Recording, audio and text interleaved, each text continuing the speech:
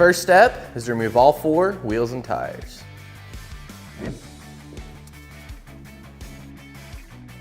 Then we're going to head over to the driver's side and remove our shock from the upper mount.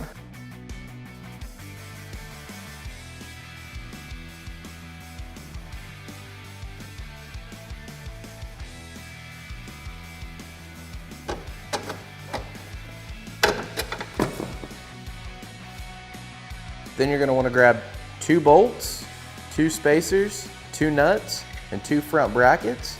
We're going to get the brackets installed. So on the rear of the shock bracket, this bracket right here is going to sit just like this with the 2 holes facing downward. And then for this side, the bracket is going to land there just like this with the 2 holes sitting down. Main thing is you just want to make sure that this front bracket is to the inside of the shock mount and the rear one is to the outside of the shock mount. If you want to take your bolt, get it started, you can just let that bracket hang for a second.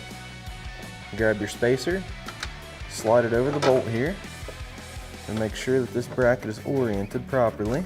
Then we're going to grab our front bracket, slide it into position.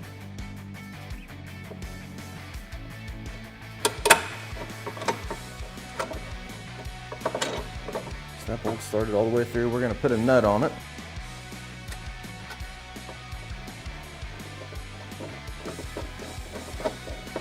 Grab your other bolt and we'll do the exact same process. Get the rearmost bracket bolt started first. Take your spacer, slide your spacer in there, and take this other bracket, lift it into place. Line up the bolt. Stick it through, and you'll grab your nut. Then you'll want to fully tighten the bracket hardware and then repeat the same steps for the opposite side. The next step is going to be to adjust your shock. Right here, it's on the softest setting. You're going to want to crank the shock with your shock tool all the way up to the highest setting. You're going to want to grab your shock adjustment tool. That'll be located in your factory toolkit. You're just going to slide it into one of the notches on the shock.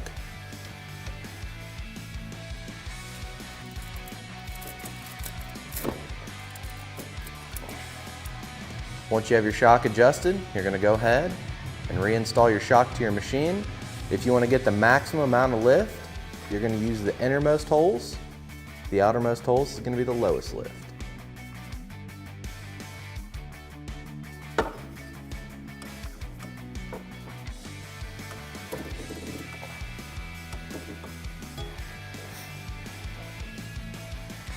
Once you have your shock in place, you're going to go through, fully tighten all your hardware, and then repeat all these steps for the opposite side. Moving on to the rear, the first thing we're going to do is disconnect the sway bar link.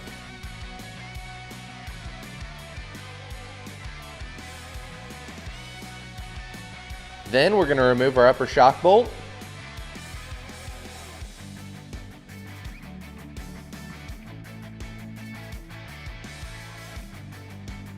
As you can see, the brackets are the same for both sides, so we're going to grab 2 brackets. We're going to go over to our hardware pack, grab 2 spacers, 2 nuts, and 2 bolts. The rearmost bracket will be oriented like this. Then the bracket towards the front of the machine will go on the outside of the shock mount. Slide a bolt through. Grab a spacer, slide the bracket onto the bolt, then start a nut. Then we're going to go ahead and put a bolt through the rear bracket. It's going to be oriented with the threads facing towards the rear. Reach back through here and slide the spacer into place.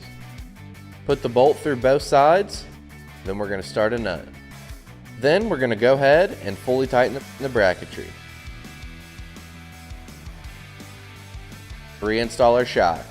Then repeat the steps for the